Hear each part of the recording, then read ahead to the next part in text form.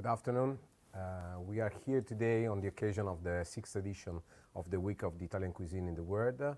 We would like to thank a lot the Italian Trade Agency of Sofia to talk about sustainability. My name is Davide Negri. I'm a chef of La Cucina Italiana. She's Anais. Thank you, Anais. She will be my assistant today. And let me introduce you also Jacqueline. Hi, Jacqueline. Hi, Davide. Good afternoon, everyone, and welcome. We're so pleased to have you here. The Italian Trade Agency sent the invitation to a list of approximately 200 restaurants. And in addition, we have students today from the Vocational School for Tourism in Plovdiv, the Vocational School professor, Azin Zlatarov, and the Plovdiv University of Food Technology and the HRC Culinary Academy. And we're also pleased that joining us today is the head of the Academy of Italian Cuisine in Bulgaria, Penka Nisheva. We're really happy to have you with us. So to get started, first of all, I'd like to suggest that you deactivate full screen mode on your video so you can easily see the chat feature next to the live stream. This will allow you to interact with us during the class. To get confident with Slido, the chat box you see next to the stream, I'll ask you to start by entering your name now to prepare to submit messages later. If during the lesson you happen to miss a step or you want to ask a question about substitutions for ingredients or equipment, just submit them in the chat box and we'll make sure to find you an answer. So let's get started. Back to you, Davide. Thank you. So, first of all, I would like to say that today we are going to talk a little bit about sustainability, what we can do to improve our skills and what we can do to be a little bit more sustainable. With a few steps, we can charge a lot our capacity to be more sustainable. Today we're going to see 3 recipes. The main things about this recipe is ingredients, so ingredients that is local. We have vegetables and cheese produced very close to Milan today. Another thing is the vegetables in the season, of course, so we are not using something very exotic coming from the other part of the world. We are talking about procedure, how to use less electricity, less power, and yes, we can start to do the first recipe. And in the meantime, if you have any question, I will talk about what we can do to be more sustainable. The first one, I want to show how we prepare the chickpeas soup. As you can see over here, we have a pressure cooker. This is very important to reduce the cooking time, at least the 50% less. So the first things we have to prepare is the base. We have, maybe Jacqueline, would you like to give us all the ingredients of the recipe? Or I start straight? Sure, I can read you the ingredients right now. Sure thing. Thank you. 200 grams of dried chickpeas, 1 onion, 50 milliliters of extra virgin olive oil, 1 sprig of rosemary, 1 clove of garlic, the vegetable leftovers for broth, 100 grams of fresh robiola cheese, 30 grams of fresh chives, and salt, pepper, and chili. You can also replace the robiola with cream cheese. Perfect. I saw that there was a spoil because there was the ingredients for the next recipe, but it's okay. If something happens when we do the things, we are not recorded, and so could happen. But yes, you've been very, very nice to tell us the right ingredients. Thank you very much, Jacqueline. Oh, my pleasure. You're welcome. For any question, please tell me when you need my help. I will be here. Okay, so we can start to prepare our recipe. The first things to have to do is the base. As I told you before, we start with garlic and chili. Okay, so let's take off the skin from the garlic. And very important is to cut it off like this and take off the green germs is inside. Okay, so this has to be removed, so it will be much easier to digest our recipe in the end. Okay, let's make some pieces. It's not important they are very, very thin because we will blend the soup in the end, so it's not a big deal. 2 garlic cloves are good. If you like a little bit more light, so with less garlic, you can do even without or just with one. It's up to you. Okay, so let's take off this.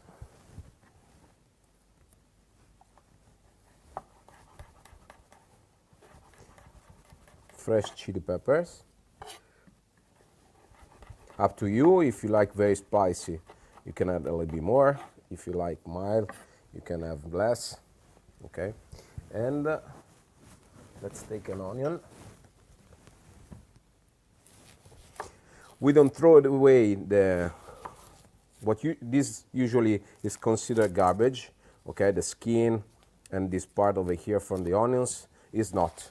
So for the stock, for the vegetable stock, this is perfect. So over here we have the stock running. We add all the scraps that we have here, especially the vegetable scraps from onions, carrots, celery. Anytime we want, we can add to our stock.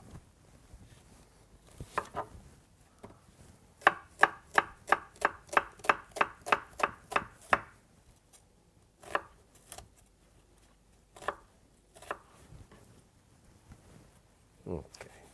Also in this case, it doesn't matter that has not to be too thin because we're gonna blend it in the end, so it's not a big deal. Like this is perfect. This goes exactly in the stock. Then we are using extra virgin olive oil. We put strictly on our pressure cooker over here. And without warming too much, let's put everything inside. This is very important because we don't want to burn it. We don't want that became too golden brown. It's just to be a little bit softer. And that's it. When we talk about sustainability, is also choose the right ingredient. I know sometimes it's much easier to take a steak, a beef steak, put on the grill, 5 minutes each side, and it's ready. Of course, it is much easier, but we have to think about what we need to use to prepare to grow up the beef, how much water we use, how much we have to feed the cows. So it takes a lot of energy, a lot of ingredients. 1 kilo of meat is about 100 liters of water to be we have to use to have 1 kilo of meat. So sustainability is also choose, for example, this kind of vegetables, peas, chickpeas, beans, is very rich in proteins and can easily be switch. We can easily switch the meat with this kind of ingredients. Of course, it takes more time. It takes more fantasy. You have to be very, very skilled to prepare nice plates with something poor like chickpeas. But this is what a chef has to be.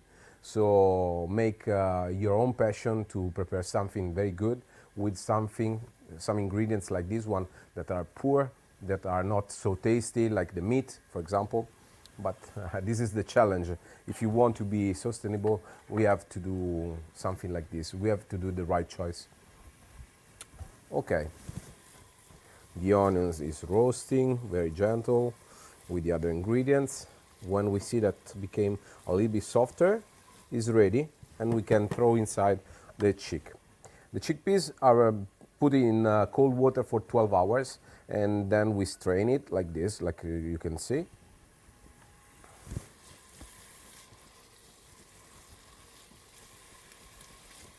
Okay. Over here we have the vegetable stock. For example, let me show you. When you use the carrots, you don't have to put the carrots on your stock, but if you washed before the carrots very nice, even the skins like this are perfect. Okay. So instead of using the carrots, we use just the peel. It's saving money and it's saving ingredients. So we can use these for other preparation, and we use the skins just for the stock.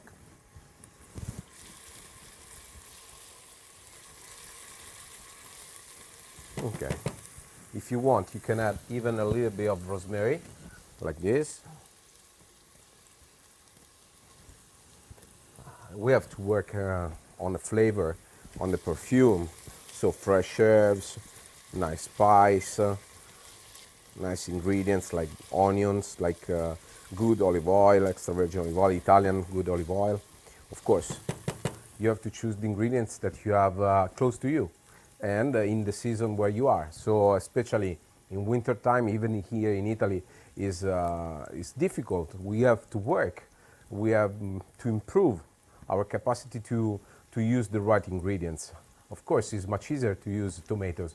We can find in the supermarket tomatoes anytime, even in winter time. But the taste, where they come from, those are the questions that we have to ask us when we use ingredients. Okay, so let's put the chicks inside.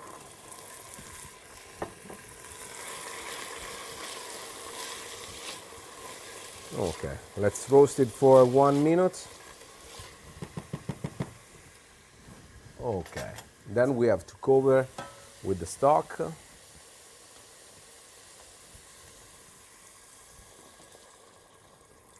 As you can see, I didn't put any salt inside. This is very important. We put the salt in the end because now it's slowing down the cooking time if we put the salt right now, because the skin became a little bit harder and will be much difficult to cook it. Okay, no more than this, because when we finish we have to blend it and to have a nice and sticky sauce. Let's put the lid on.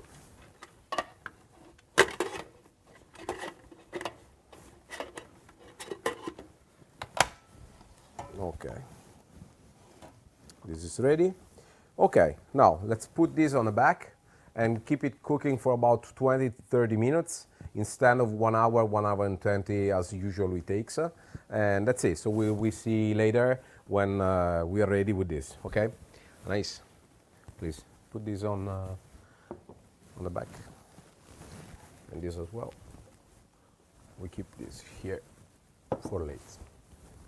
Okay, let's finish all the things that we need for this recipe. We have robiola cheese over here. This is a traditional cheese from north of Italy, not so close to us, but in Piemonte. We are talking about 80 kilometers from Milan. It's a fresh goat cheese, but you can choose whatever you want.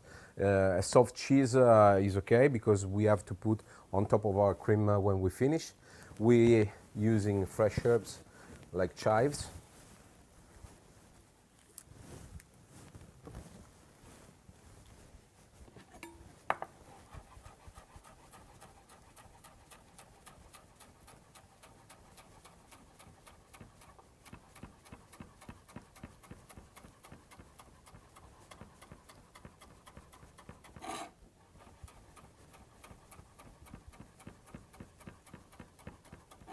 Here we go. So fresh cheese, fresh herbs like this.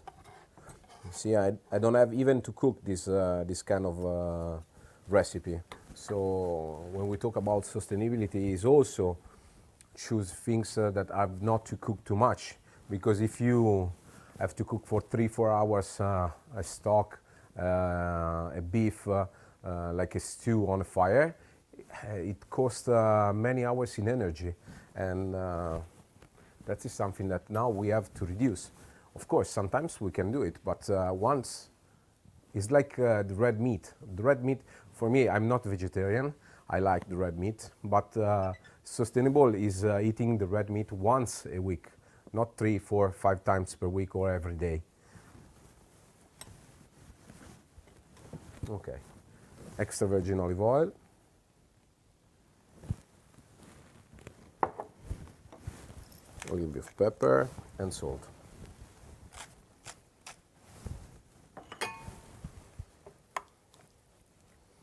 Of course, stay here in Italy is very lucky for us because we have a lot of very fresh ingredients, and the warm season is about we are talking about 6 to 8 months from March to October.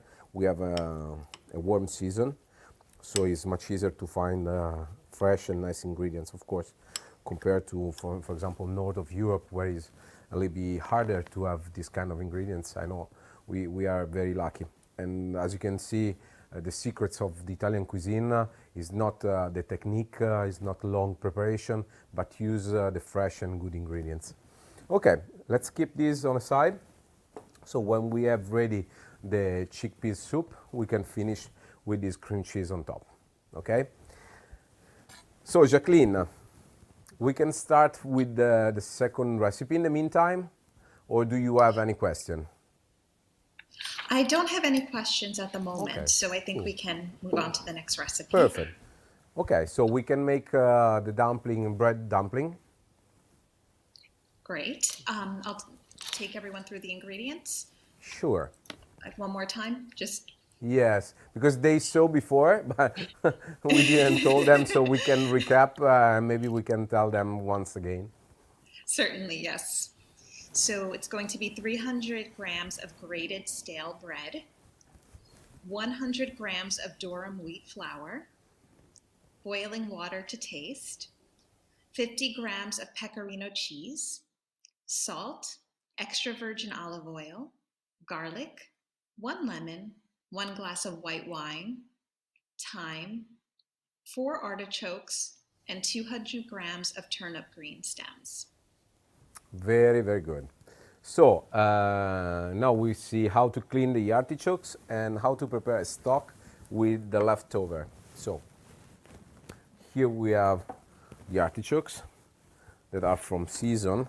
So we take off the stems over here.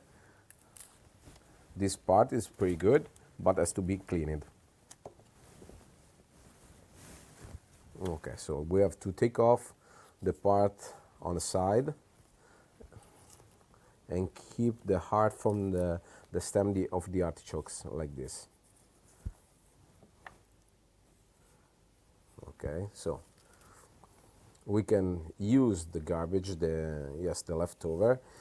No, usually this one is removed or throw in the garbage. Okay, but now we use to prepare a stock.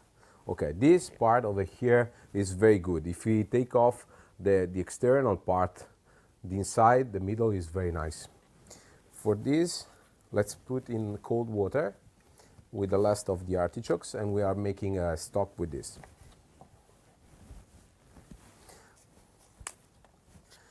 We have to, especially for the artichokes, there is a lot of leftover because the leaves outside are very chewy, and so we have to take off everything, or we keep chewy all the time when we eat it.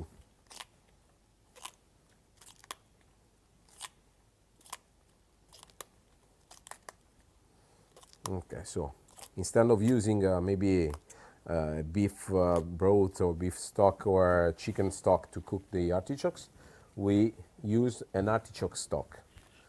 Okay, so it's important to start with cold water, so all the taste from the artichokes are coming outside, and will improve the taste of the stock.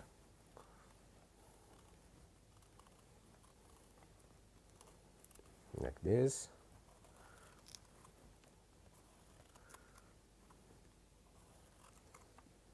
Okay, this is very important. Try to not to make too much leftover. Ciao, Davide. Here we go. Tell me. Yes, we have a request from Chiara, please, who's Yes. asking if you can please mention substitutes for cheeses if they cannot find them, such as like with the robiola and cream cheese. Sure. And if you know of any other substitutes as well, that would be great. Yes. For example, Thank you. here in Italy, we can use ricotta, for example. A nice and good ricotta is good, but all the cream cheeses are good, really. If it's a little bit sour, it's much better. So if it's just a touch of a taste of sour taste inside, it's much easier and better. But any cream cheese is okay for this recipe. It's not to be too strong. Here we got, for example, in Italy we have ricotta, we have squacquerone, we have many different kind. But if you want something more traditional, like Philadelphia, for example, but the texture has to be like that, and then you have to choose whatever you have next to you. This is the most important things. Great, thank you. You're welcome. So, when we finish, over here we have a little bit of cold water. What we have to do is put a little bit of water of lemon inside. This prevents the oxidation of the artichokes, and so we are not losing the color. It's not becoming too dark. So let's take off all this part over here, and let's put in sour and lemon water. Here we go. One. Okay, this is going on the garbage. Just this.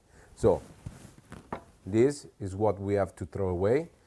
The other things are inside the stock. So as you can see, we didn't make too much garbage. Okay. And then there is another way that we can use to use again, once again, these ingredients. For example, if you have a garden, if you grow up your own fresh vegetable or your fresh, even your fresh herbs, like basil, thyme, or whatever you want, this is perfect for the compost.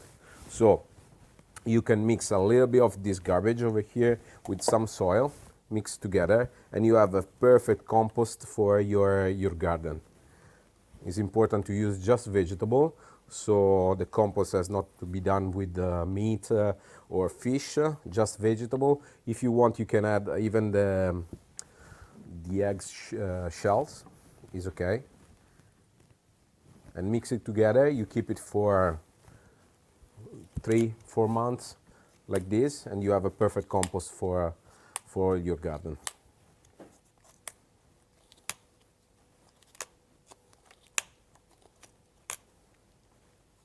Here we go. We can switch on the fire over here. Okay. So sometimes my students ask me, how do I know that I take off all the hard leaves? When the color start to be green and became yellow. That is the good point where you have to stop. Like this. Okay? You see? So from green became yellow, then it's ready. Let's put this on the stock. Here we go.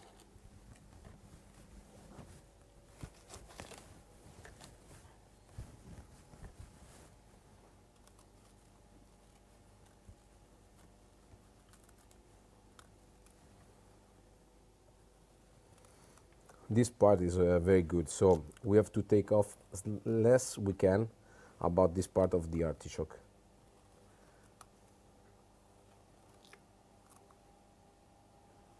Just like this. Okay. Inside. Cut in half. Okay. Take off this part over here in the middle.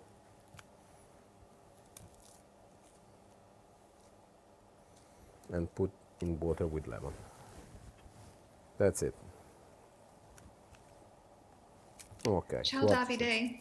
Ciao. I have a question for you. Good. Yes, so Mihaela, sorry if I mispronounced that, is asking if we compost the leftovers after we make the stock, or do we keep them in the stock and we eat them?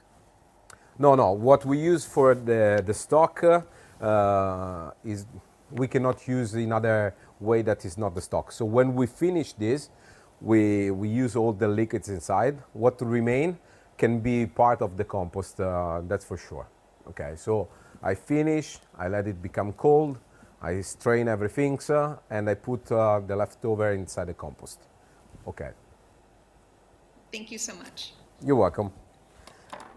Allora, now let's cook the artichokes over here. What I'm doing is putting a little bit of extra virgin olive oil, some garlic. We can use the garlic, in Italy we call inserts. So we keep the skin on, just crushed. Why we keep the skin on? Because the skin prevents to burn the garlic. So the garlic is not burning, even if we roast it in a high temperature, but give the flavor, get out the flavor. So we use to keep the skin on, okay? We started with the stems.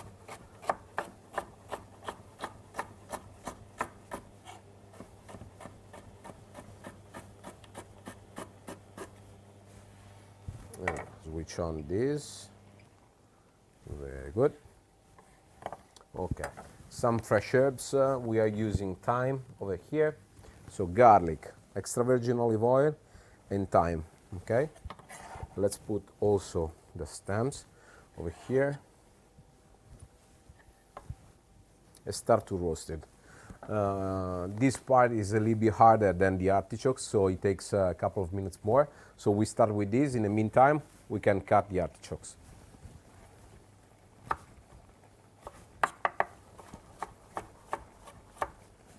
Let's slice it.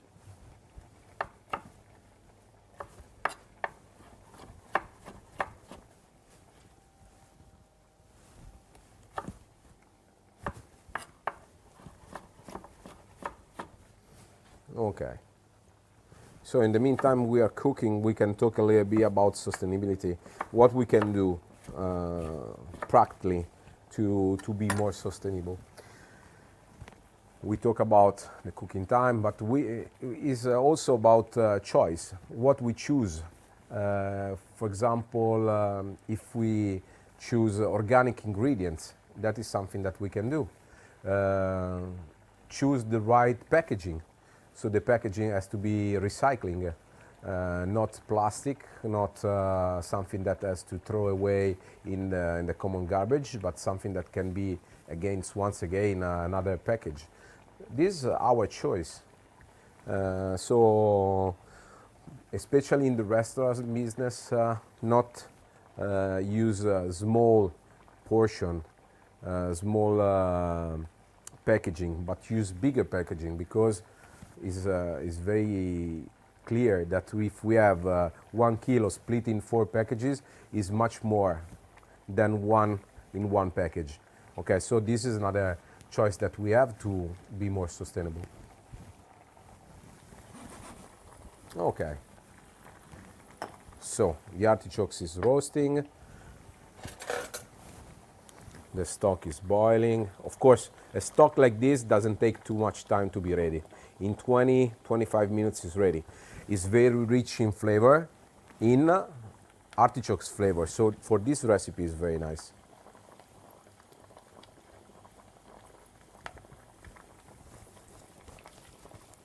Okay, let's add the artichokes over here. Let's season with salt and pepper.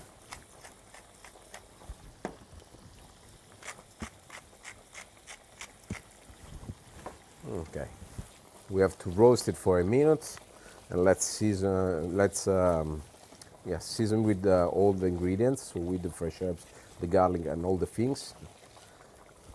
I'm sorry you are not here, but the flavor of the garlic and the fresh herbs is very powerful and very nice. And let me say, even yummy. Okay. White wine. Let's sprinkle with white wine like this. Okay.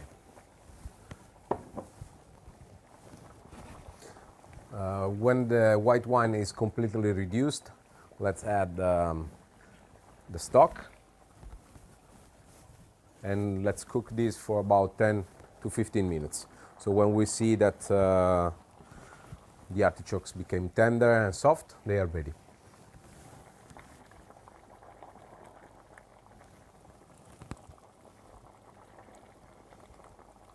Okay. We can use this kind of stock even for a risotto, for example, or for some recipe when there are the artichokes inside. So anytime you want to use something with the artichokes, this stock is very good to cook the artichokes or the other ingredients, doesn't matter. Okay, let's take this off now because we don't need it anymore. Okay. Let's bring to boil this.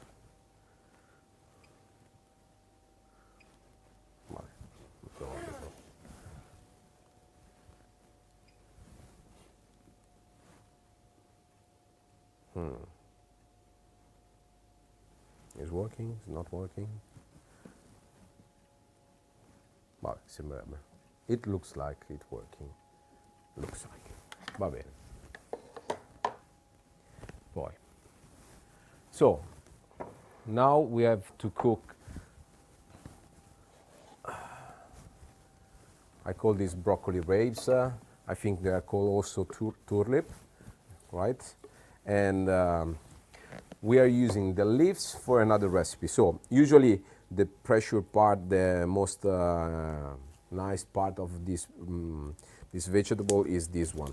So the tender part are the leaves, the small broccoli inside. This is what usually is used in the recipe. But today we are using everything. So we keep the leaves for the risotto later, and we are using what usually is a leftover, like the stems over here, to prepare another recipe. Okay, so let me clean up this. Let me take off all the nice part and keep it for later. And now we are using the scrubs to make a nice recipe.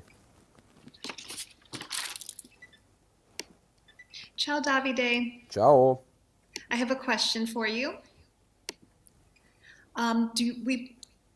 Does salt go in the stock?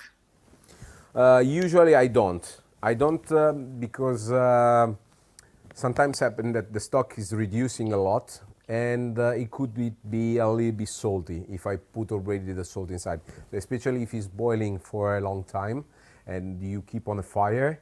The problem is that it could happen that remain a little bit too salty. That's why I don't put salt, but I put salt strictly in the recipe that I'm cooking. For example, in the risotto, or in this case, I put the salt inside the artichokes.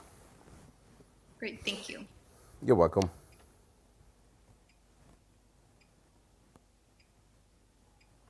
Okay. So, to use this part, we have to take off the external part, like we did it before for the artichokes, because this is more rich in fiber, in vegetable fiber that are very, very hard and tough, and so this has to be removed. The other part can be used, especially the central part over here is very nice. Okay.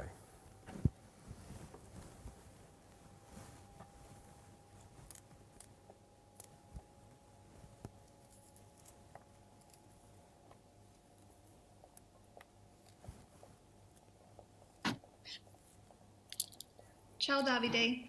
Ciao. Ciao. I just wanted to take this opportunity to remind everyone that this lesson is being recorded and it will be subtitled in Bulgarian and uploaded onto the Italian Trade Agency's website and Facebook page so they can watch it anytime after. Thank you. Very good. Very, very good. Okay, so we keep these for later. We can even blanch it now if we want and then refresh in cold water, but we keep it for later for the other recipe. So now we are using the stems over here. We wait until the water is boiling, and then we add it. We cook for about 10 minutes. When it's done, we put in cold water to stop and to preserve the color, the green color. And then we blend it with a little bit of extra virgin olive oil, water, salt and pepper to have a creamy sauce that will be part of our recipe. So we finish the plates with this sauce, with the artichokes, and with something that is really interesting on my point of view, that is this. We are making dumpling. This is a very traditional recipe in Italy. It's from Piacenza. It's a town like 50 kilometers from Milan, and usually served with beans and this small dumpling made with bread. So this is old bread reduced to breadcrumbs, like this. We add also durum flour,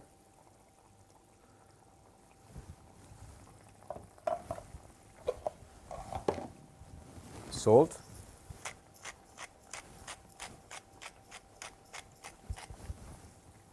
a little bit of extra virgin olive oil, but not too much, just a little, like this. And then we have to add boiling water. So this is hot enough over here.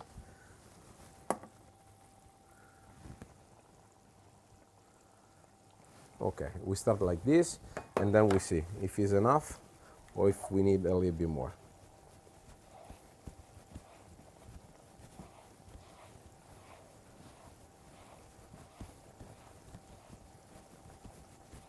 The quantity of water depends how wet is your breadcrumbs. If it's very, very dry, it takes a little bit more water. If it's a little bit more fresh, less water. Okay, that's why I didn't put exactly the weight of the water, because we have to see, working all together the ingredients and see when they become hard enough to prepare the dumpling and ready.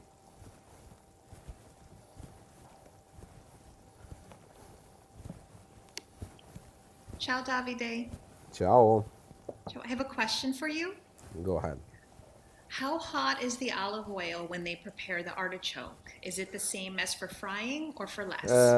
No, actually, yes, it's pretty hot, not super hot. We are not frying, we are roasted very gentle. So compared to deep frying, is a little bit less. So we are talking about 140 degrees, pretty much. Great, thank you so much. You're welcome.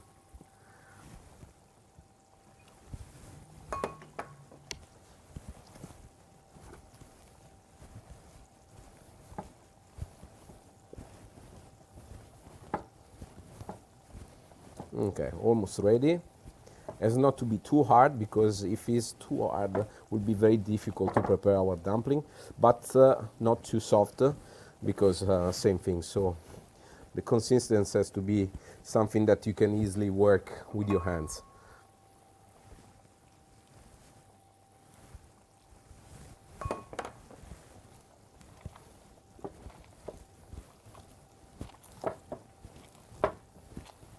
So we are using boiling water because it's much easier to be absorbed by the bread compared to room temperature water. Okay, here we go.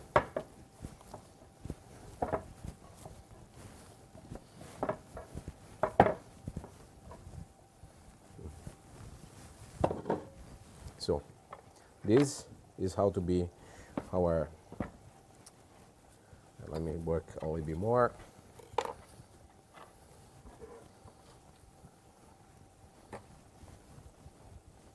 If it's too dry, sometimes it's broken too much. So if it's like this, probably we have to we need to put a little bit more water. Let me see if it can work. No, a little bit more water. Wow, this is too much. We keep just a little bit with us.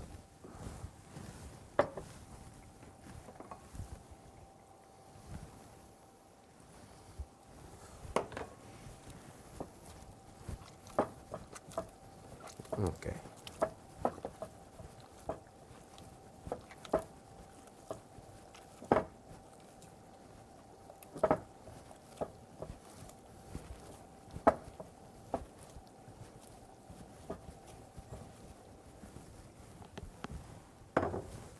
Okay, the water is boiling. Let's put the broccoli rabe stems inside, like this. Okay, now it's much easier, you see?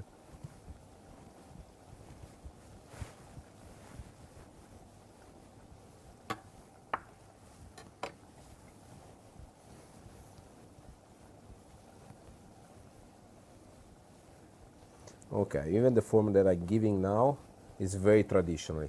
You can choose other kind of form if you want, but this is very traditional. So, using a small knife, we have to roll on itself. Like this. With a small hole inside. Now let me make it a little bit smaller than this.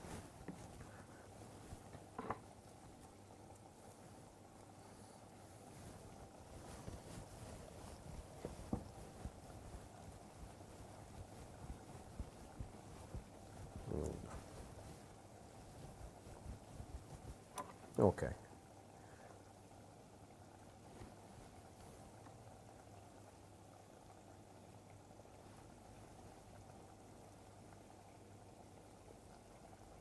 Here we go. The dough is pretty soft, so we don't have to push a lot. Just squeeze a little bit and give this shape to the dumpling. As I told you, traditional, this is served with a cream bean soup.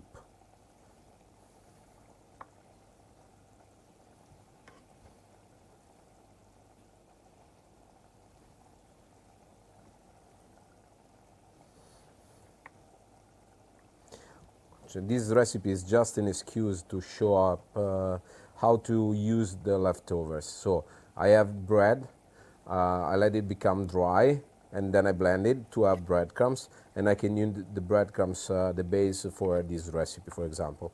But in traditionally Italian recipes like canederli, for example, that is from north of Italy, very north of Italy, is mixed with the breadcrumbs with a little bit of milk, with cheese, with leftover salami or prosciutto, whatever you like, eggs, garlic, and then is served in a stock, and they are called canederli, that are very, very traditional from north of Italy.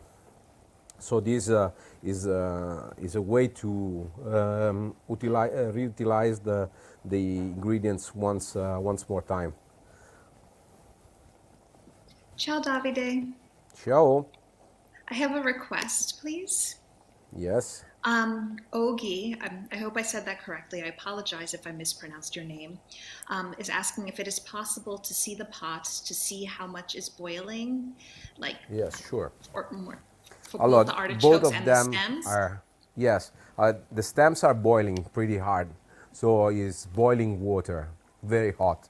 And the artichoke are, so I show you, it's like a stew artichoke, you. so they are gently cooking. It's boiling, but soft. This one is a little bit harder. Great, thank you so much. You're welcome.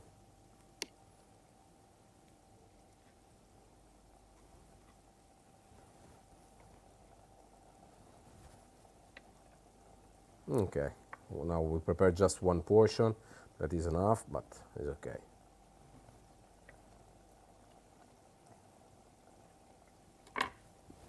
You can make it with the finger if it's easier.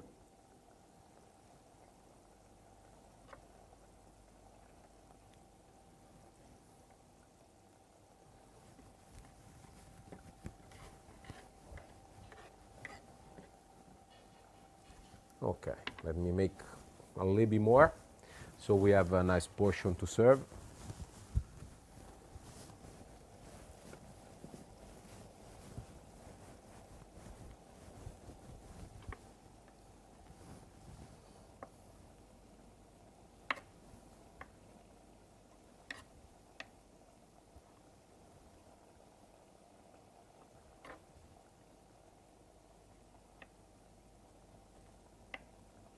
Okay. Of course, if we have the time to let it rest 30 minutes, this dough will be more elastic because the bread absorbs very nice the water. but it's okay. Today we are a little bit in rush, and so we have to be a little bit more faster. Okay, here we go. Let's see if the broccoli rabe stems are cooked. Yes, they are. So we have to refresh in cold water. As I told you before, this operation is very important to preserve the color. Like this. Okay. In the same water, we are cooking the dumpling, so we have to put some salt inside.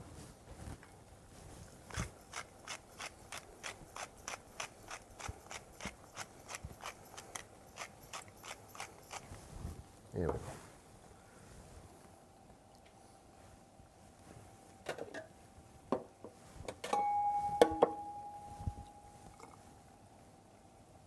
Now that it's cold, we put over here with some salt, olive oil, a little bit of water, not too much. Olive oil.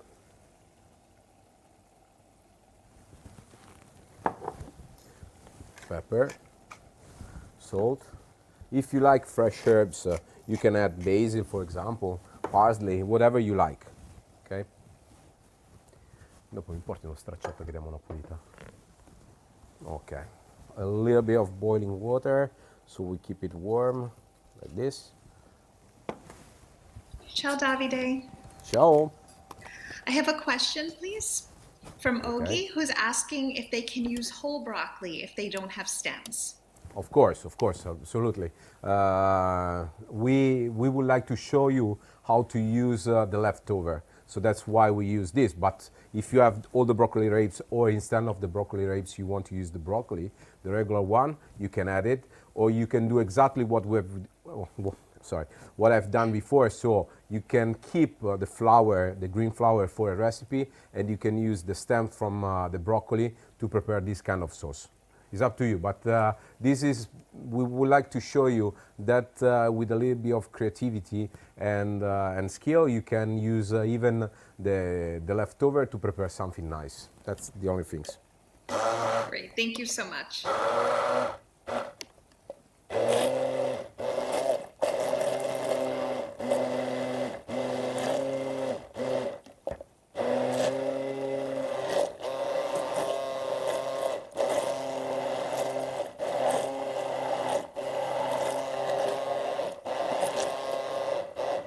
Okay. Anais, could you please wash me this?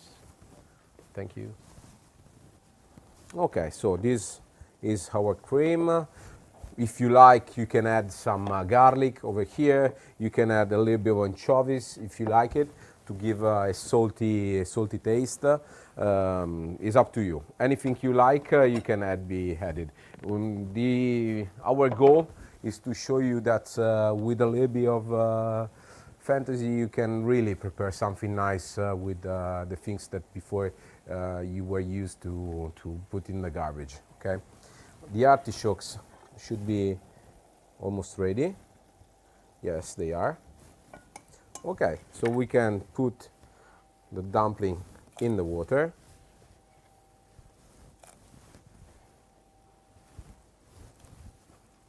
Okay. Let's wait until they rise on the surface. Allora, let's take off the garlic from the artichokes over here. Allora, prendo un attimo questo, poi la rilaviamo. Okay. Okay, let me put the artichokes in a pan so it will be easier to saute everything together.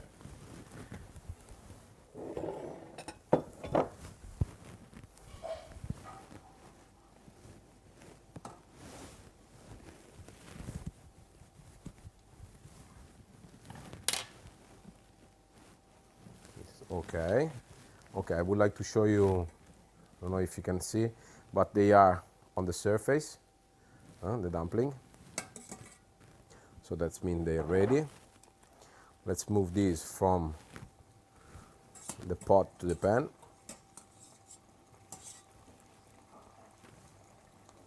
Okay.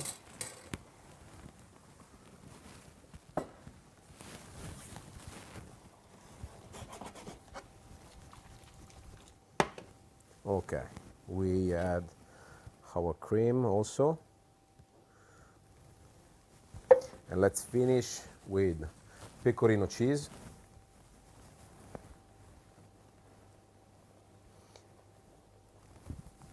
Pecorino is cheese made with sheep milk. Questo vediamo che ci serve. Ok.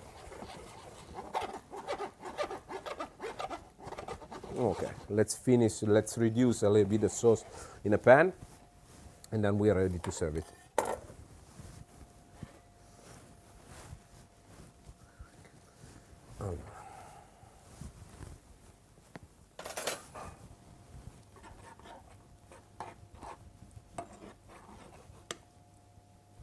Take off even this garlic skin.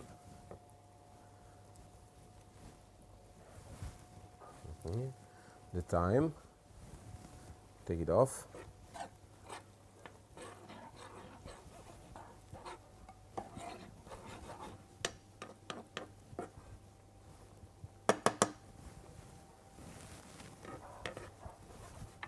Okay.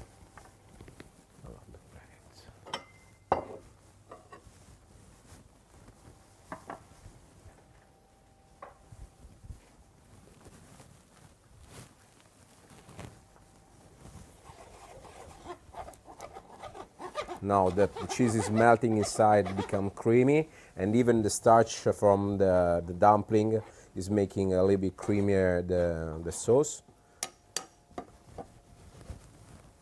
There we go. The fire is not super powerful, but it's okay. For us, we can do it. If it's a little bit stronger, it's better because we reduce the liquids we have in the pan a little bit faster. Okay, but basically we have done. So with the scrub from the broccoli rapes, with the scrub from the artichokes, with something leftover bread, some leftover breads, we prepare a recipe that is nice, tasty, and creamy, like this.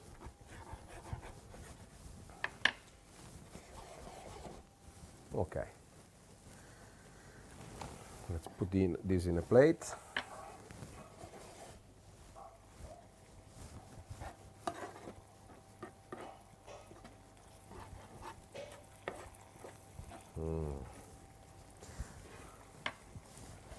Okay. The perfume is very strong. We have the artichokes, very perfumed, the fresh herbs, the garlic, and the pecorino cheese. So we are talking about a pretty strong taste and flavor. Okay, here we go.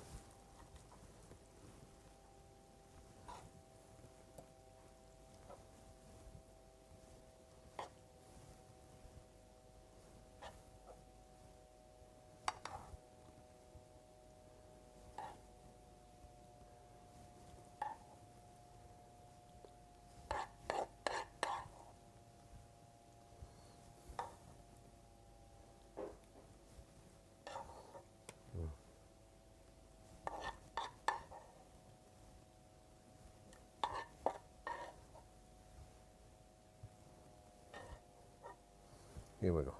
This is my plate, so you can see vegetarian nice plates, no meat at all, and still remain very nice, good looking, and perfume. We can finish with a little bit of thyme on top.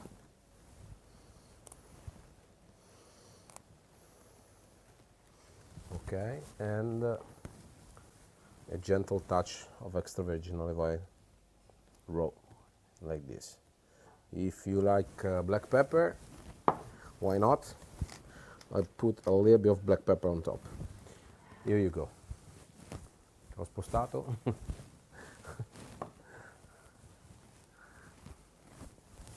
Perfetto. Perfect. This is it. Let me clean a little bit the mess I've done, and then we are ready to prepare the second recipe.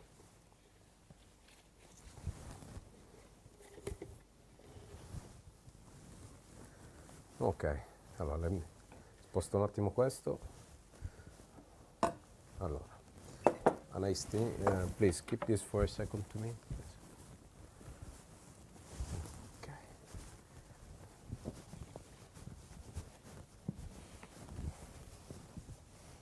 Here we go.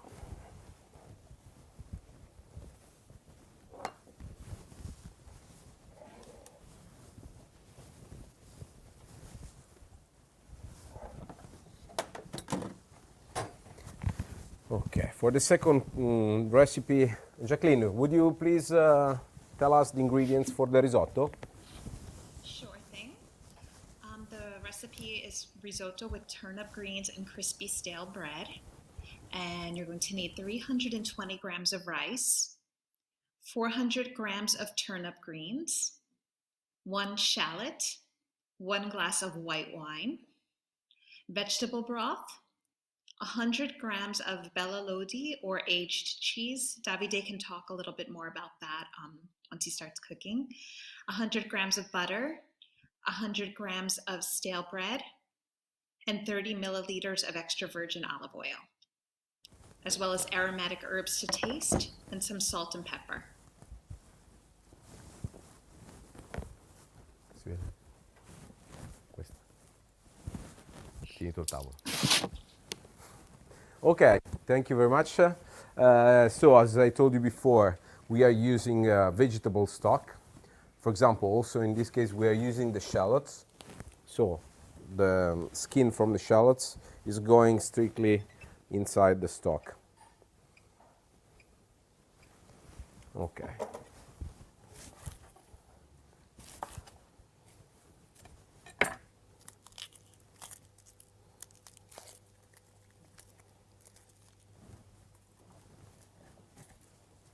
This also, this no.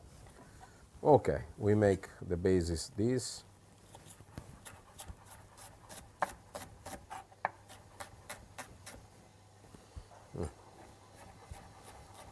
The shallots, thinly chopped, like this. And this will be the base for the risotto. We are talking about risotto. It's a very traditional Italian recipe from north of Italy. The tradition is grow up the rice here next to Milan,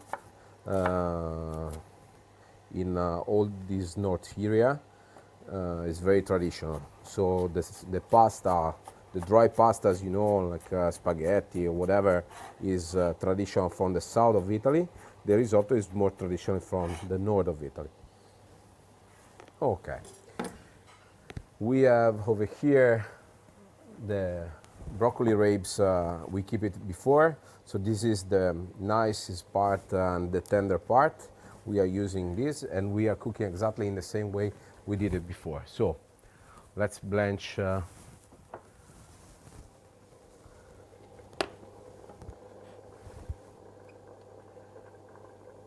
okay. Here we go.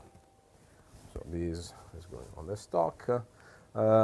We blanch the broccoli rabes, then we are ready to start with the risotto. As before, Jacqueline told you, we are using today a cheese that is called Bella Lodi. Probably you never hear this kind of cheese, and you have heard before Parmigiano, Grana Padano. Those are the most used cheeses. Bella Lodi is cheese made pretty much in the same way. So we are talking about aged and dry and hard cheese, and is produced 50 kilometers from Milan. So when I told you before that we should have to use ingredients very next to us, is what I was means. So instead of using a cheese coming from 200 kilometers from Milan, we prefer to use local cheese. So this is called Bella Lodi. You can recognize it because outside is black. Inside is like a Parmigiano, but outside is dark and black.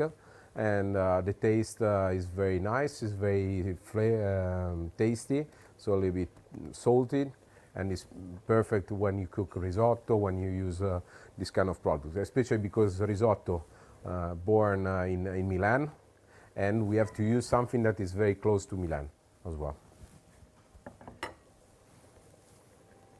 And another things we would like to add to our risotto, over here we have some leftover bread. We cut it in small cubes and we're gonna roast it in a pan with olive oil, with garlic, with fresh herbs, and we put on top of our risotto to give a crispy taste to our risotto. So it's another way to use a leftover. In this recipe we would like to show you how to use local ingredients. So local, in season, like broccoli rabe. Now is the season for broccoli rabes.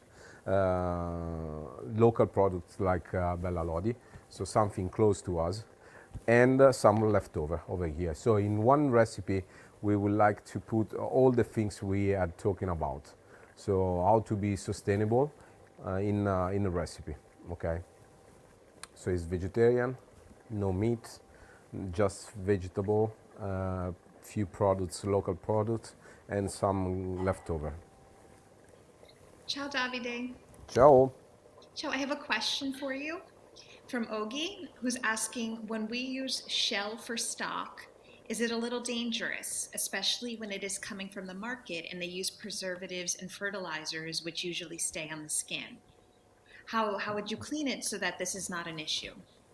When we use the vegetable skin you're talking about, with shell, you Yes. mean that? Okay, yes, that's why I told you before that we use organic ingredients only.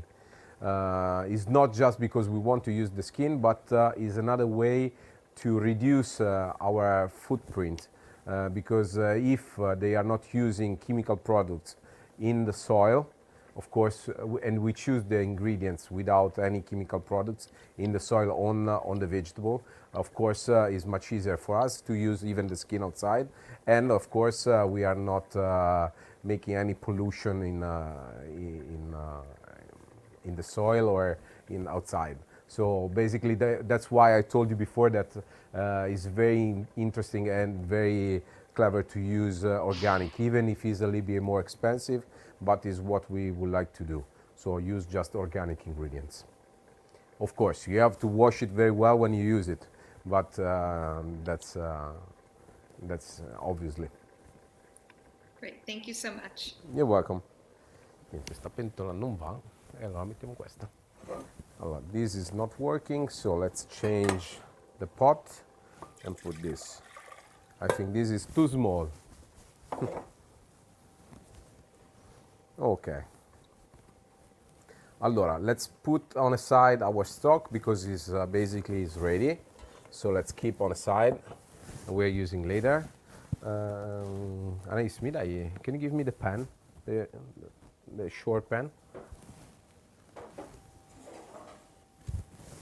Very good. Thank you. Okay. In the meantime that we are waiting for the boiling water, we can roast the bread. So we use extra virgin olive oil, garlic cloves in the shirt with the skin on. Okay, fresh herbs. We have thyme. We have dill. Okay. If you like a spicy taste, you can add a little bit of chili pepper. Okay. Rosemary, that is nice. So if we are not using very, very tasty ingredients like meat, like strong cheeses or something like that, we have to improve the taste with fresh herbs and with spicy. Okay, let's roast this. When we see that everything is frying in the pan, we can add the bread, some salt and pepper, and we roast it to season it, okay?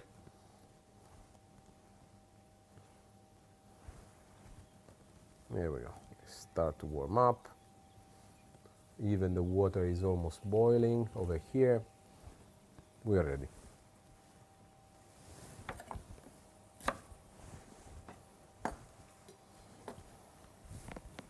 Okay.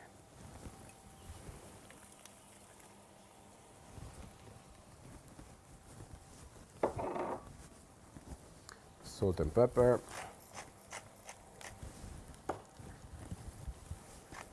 Anais, sta fischiando la pentola? La spegni pure.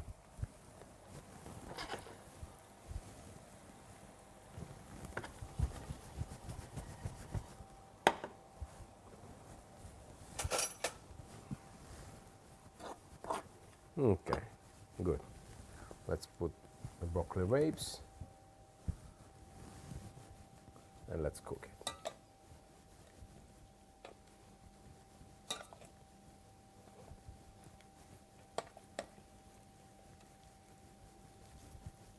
Nice. Okay.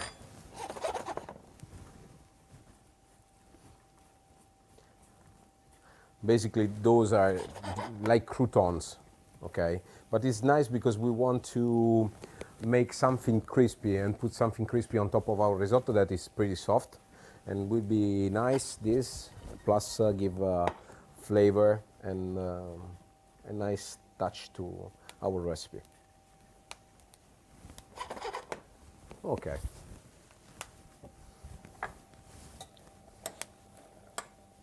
Now we are not cooking at all the broccoli rabes, we are just blanching, okay?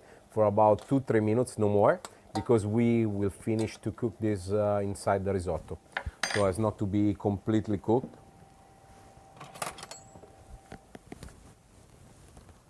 Okay. Let's take some cold water and take off the broccoli rabes. Okay. This water is very nice. We don't have to throw away, but we can keep it and put together with the vegetable stock. So we give a touch of broccoli rabe taste to the vegetable stock as well. Okay, you can see we keep it the color very green, refresh fast in cold water, quickly in cold water, and that's it.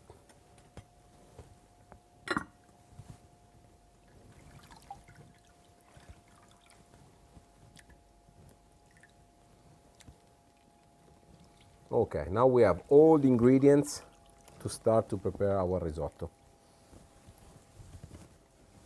This is useless. Okay, let me see the bread. Okay, when the bread is nice, golden brown and crunchy, it's ready. Almost. Nice. Ok, uso questa. Okay, now we are ready to start to prepare the risotto. We start with a little bit of butter, okay, and the shallots all together. I'm not warming up the butter because it's very important not to burn the shallots. The risotto is pretty white, and so if we burn it too much or if we color too much the shallots, you will see the small burning pieces inside the risotto, and that's not good looking. So it's better to start with everything cold and gently stew instead of roasting. Okay. As the English say, this is my cup of tea, because I'm born and raised here in Milan, and this is very traditional for us. Not this particular risotto, but all the risotto are very traditional here in Milan. So it's something that we used to have common. Okay. Let's put the rice. This is called arborio, and is a rice produced next to Milan. So just outside of the city, you can see all the fields with the rice. We roast it in a pan. This is very important because the fat, the butter we put it before, make it the rice a little bit waterproof, and it doesn't blow up when we cook it, and it keep the starch inside. Salt, because you don't forget we never put the salt in the stock. Okay, white wine. This is good because give a sour taste to the risotto. Risotto is very rich in butter and cheese, and so in the mouth make like a creamy stuff, and the white wine and the acidic sour taste of the white wine is making a balance in the mouth, so is improving the taste of the risotto. Let's let it evaporate the alcohol parts, and then we cook with the stock.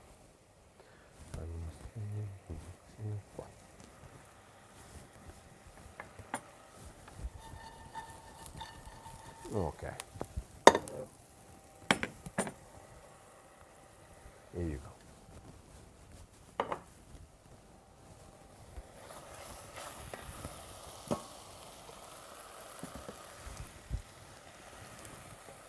Okay. Now I'm going with the vegetable stock.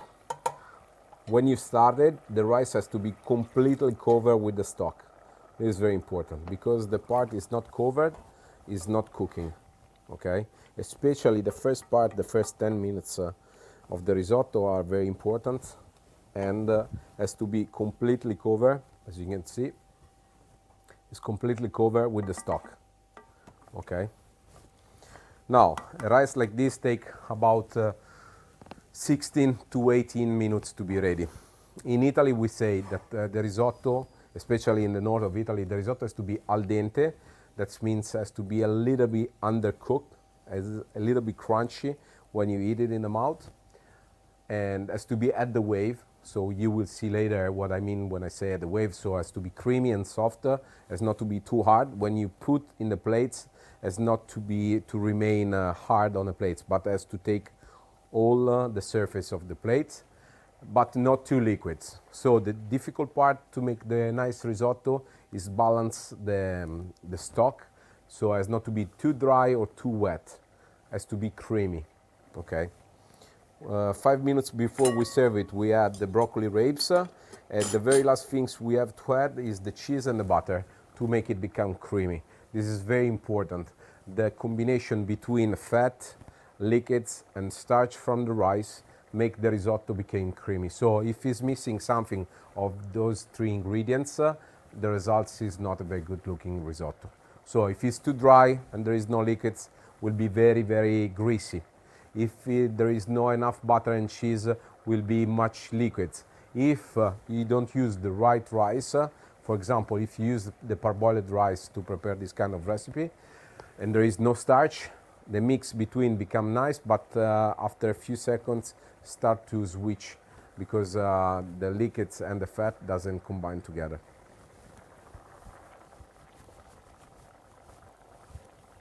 Okay.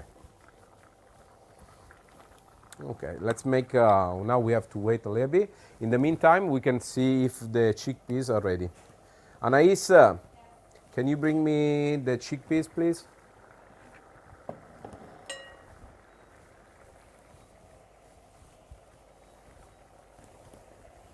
Qua sopra? Ok. Che paura. I'm always a little bit scared when I use the pressure cooker.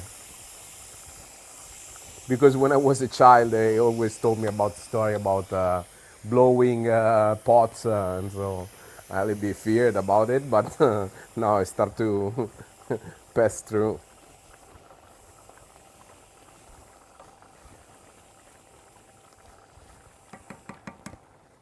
Okay.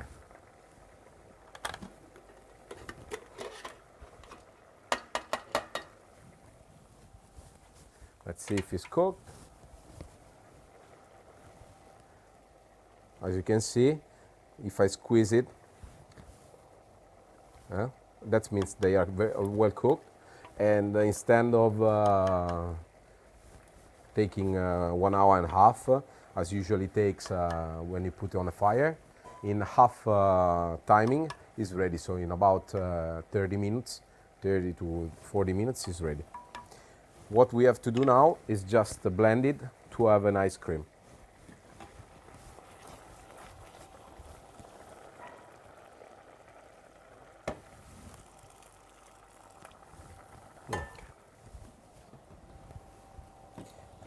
nice. Grazie. Okay. Don't forget, we never put the salt inside. So this is the right time where we have to put the salt.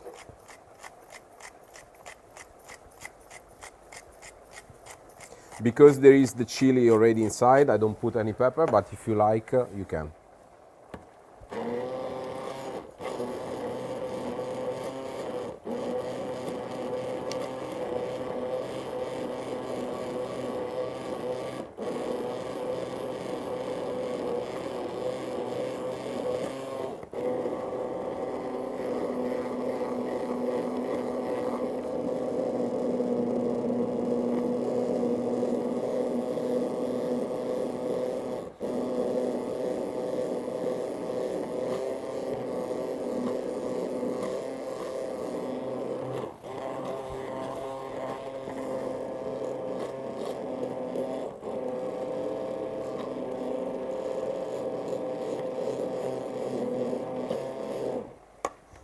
Okay, let's see if it's good in salt.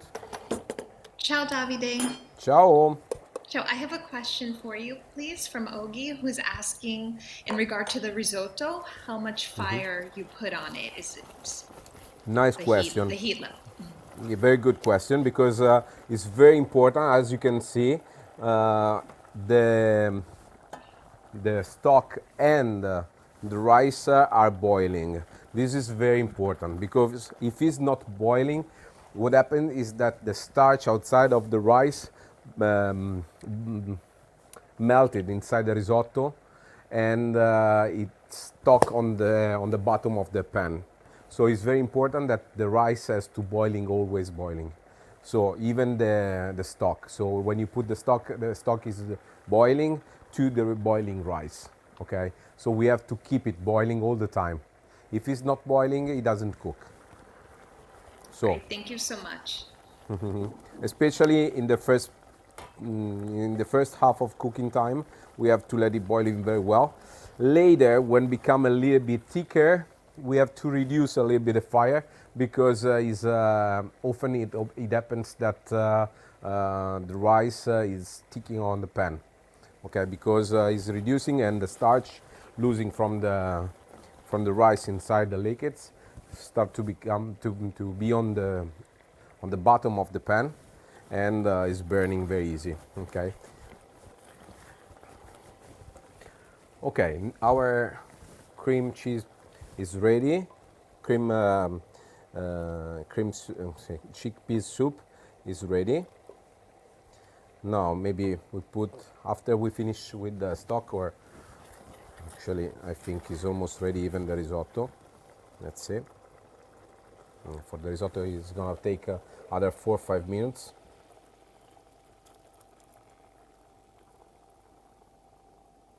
Okay, I had the last stock, so I'm not putting any more stock.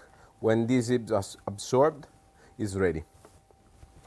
Let's put the soup on a fire, and it's time to add even the broccoli rabes to the risotto, because it's missing just like 4 or 5 minutes.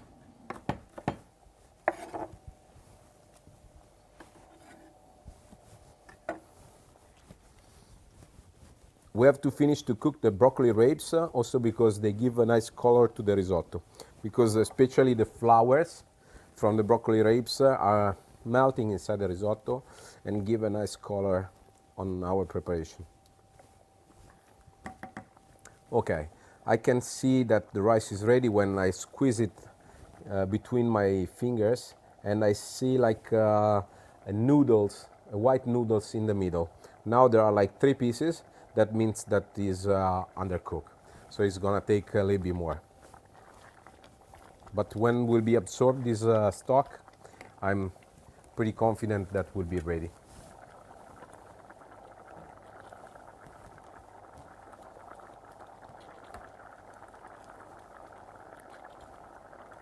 Okay.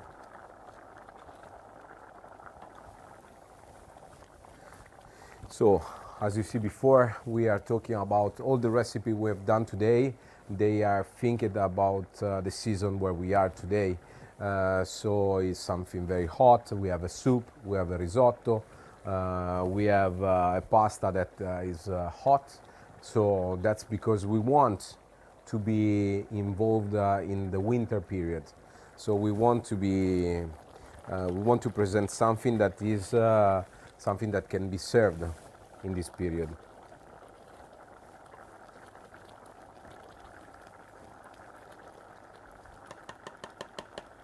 Ok,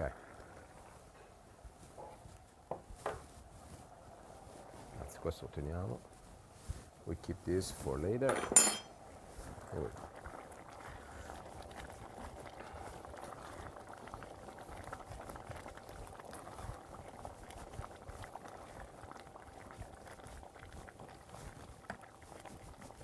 Okay, in 3 minutes the risotto will be ready. This is very important. We have not to arrive in the end that is too wet, because there is no any option. We cannot strain the rice and take off the liquids, because in the meantime we are losing even the starch that the rice has loose inside the risotto, so the risotto in the end will be not creamy at all. So it's very important. Don't put too much stock. It's preferred to have it a little bit too dry, a little bit dry when it's ready, because we can add the stock anytime. So even after we had put the cheese and the butter inside, if it's too dry, we can add a little bit of stock. We cannot do the opposite. So if it's too wetty, there is no way, it's done. So we have to keep it on the fire a little bit more. That means overcook the rice and not serve it al dente. Okay. I know that probably the concept of rice al dente is not something usual to see in places that are not the north of Italy. Especially even here in Italy, if you go to the south of Italy, the risotto is not served crunchy. It's served a little bit more cooked.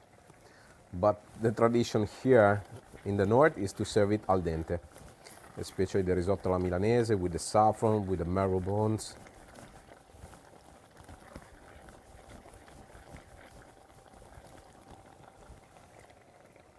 Okay, now we can reduce even the fire a little bit because it's almost ready.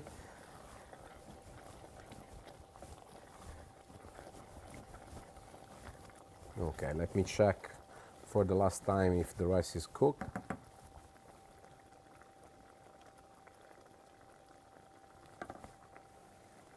Okay, as you can see, there is one small piece of white part inside. Okay, I don't know if you can see it, but there is one small piece. That means it's ready. Okay, when you squeeze it and you have as like a noodle head white inside, means that is ready. Okay, now we can finish it.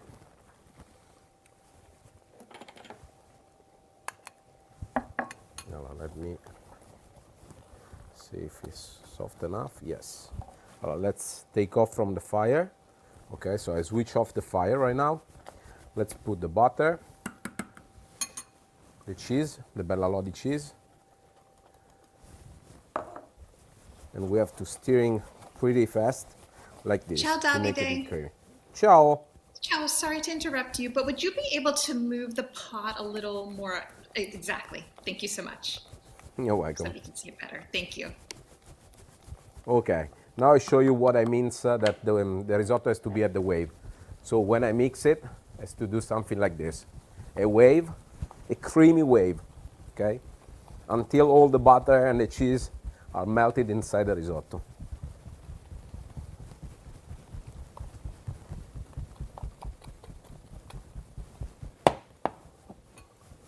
Okay, it's ready. Let me take a plate.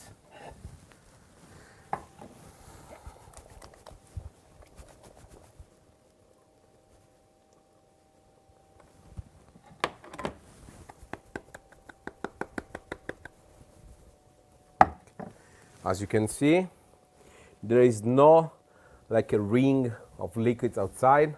It's creamy, but it's flat because take the the shape of the plates like this. Let's finish with the bread on top.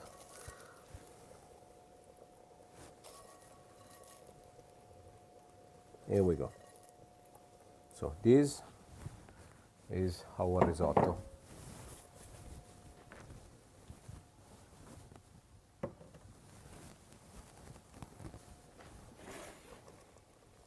Okay, now we have those two plates. I put over here so you can see it.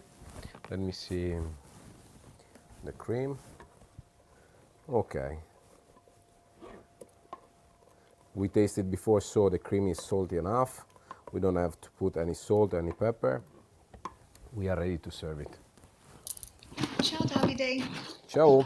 I'm just going to recap the ingredients for this since Sure. we had done them at the beginning. So it's 200 grams of dried chickpeas, 1 onion, 50 milliliters of extra virgin olive oil, 1 sprig of rosemary, 1 clove of garlic, vegetable leftovers to make the broth, fresh robiola or cream cheese, 100 grams of that, then 30 grams of fresh chives, salt, pepper, and chili.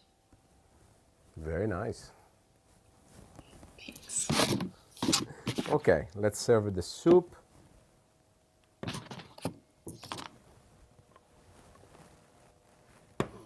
Here we got our cheese, cream cheese.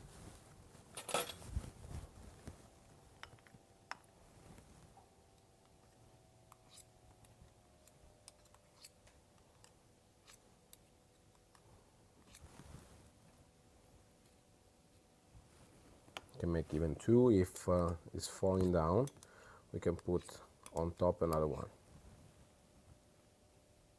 like this. Perfect.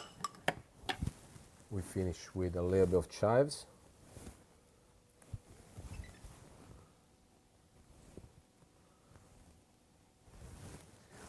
A little bit of pepper and a little bit of extra virgin olive oil.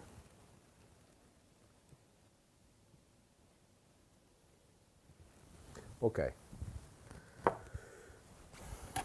1, 2, 3. Those are the 3 plates I had thinking about it when I think about sustainability, because those are ingredients. Let's make a recap. We used only local ingredients in season, especially the vegetables. We didn't cook too much the ingredients. As you can see, in 1 hour and a half, we prepare already 3 dishes. So we use the technique of cooking in the pressure cooker, okay, to reduce the timing, and so to reduce the energy used to cook the ingredients. And that's it. The other things we talk about were to use recycling packaging. So instead of using small packaging, use big pieces, and pretty much that's it. Thank you, everyone, for participating. And we'd like to thank the Italian Trade Agency, who takes care of assisting Italian companies around the world. You can find more information on their website, www.ice.it. And also, just one last reminder that, again, this has been recorded and a recording will be uploaded on the Italian Trade Agency's website, as well as their Facebook page, and it will be subtitled in Bulgarian. Thank you all so much. Thank you very much to all of you. Have a good day.